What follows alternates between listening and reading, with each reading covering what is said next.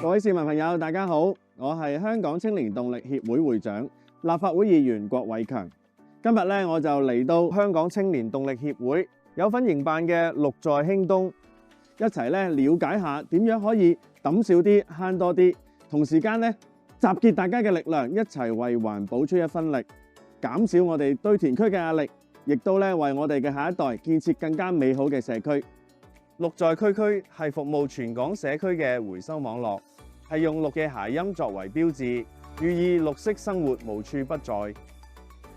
現時喺全港一共擁有11個環保回收站，主要提供環保教育同埋回收支援服務，仲有77個回收便利點，以及約350個回收流動點，方便市民將可回收嘅廢物集中回收，令到當中可以回收嘅廢物能夠再生循環再用，以達到環保嘅目的。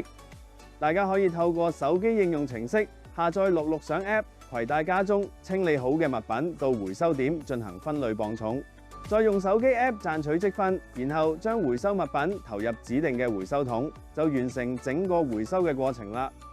儲滿一定嘅積分，仲可以用自動禮品兌換機或者入鋪換禮品㗎。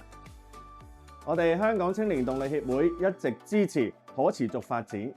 響應抌少啲慳多啲，喺度呼籲我哋東區嘅街坊一於嚟到我哋營辦嘅綠在區區，包括綠在興東同埋綠在耀東，我哋嘅地址喺呢度，大家一定要嚟支持啊！下一集我哋會同大家介紹回收嘅流程同埋一啲小貼士。